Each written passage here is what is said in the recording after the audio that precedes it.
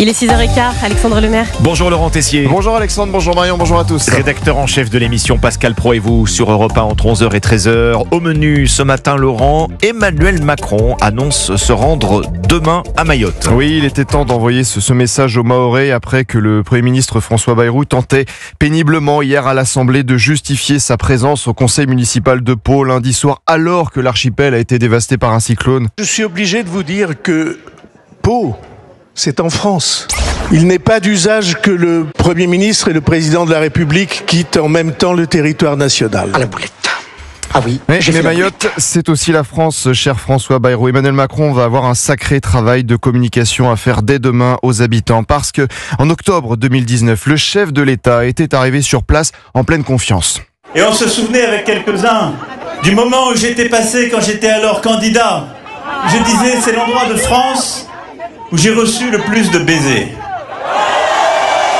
Emmanuel Macron avait lancé un plan quelques mois plus tôt en 2018, un plan pour l'avenir de Mayotte, 1,6 milliard d'euros sur la table. Nous sommes dans un territoire de la République, un département qui a ses contraintes sismiques, géographiques, démographiques, qui nous conduisent à devoir investir. C'est comme ça que je vois les choses, c'est investir. Et alors en 2019 à Mayotte, le chef de l'État avait lancé deux très belles promesses. La France, c'est d'abord la sécurité.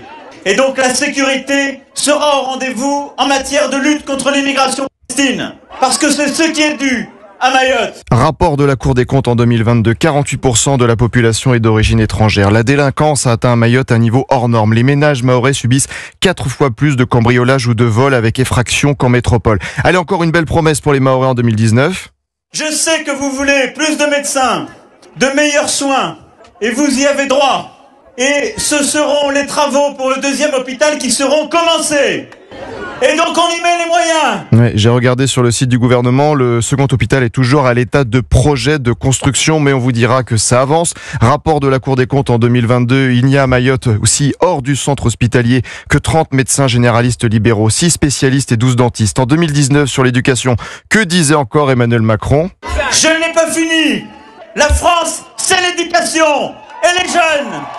Avant la fin de ce quinquennat, ce sont 800 classes nouvelles qui seront ouvertes à Mayotte. C'est l'engagement pris et il sera tenu. Rapport de la Cour des comptes en 2022, le rythme de construction des écoles primaires est très insuffisant. Le manque de locaux a conduit de nombreuses années les communes à instaurer un système de rotation. 50% des élèves en classe le matin, 50% l'après-midi. Que disait Emmanuel Macron sur l'habitat en 2019 ? Plus d'habitat. On va relancer des opérations ici, à Mayotte, pour rénover l'habitat. Rapport de la Cour des comptes en 2022, la construction est insuffisante, 40% de logements précaires, au moins 100 000 personnes vivent dans des bidonvilles. Il faudrait 150 ans pour résorber entièrement l'habitat informel.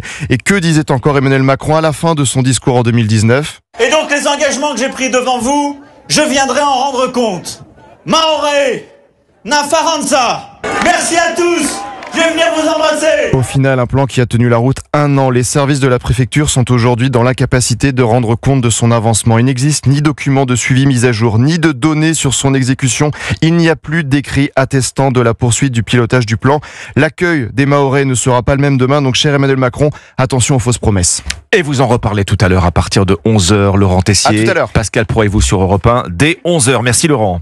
Europe 1, bonjour. 5h, 7h, Alexandre Lemaire. Bienvenue à tous sur Europe 1, 6h18, le journal permanent.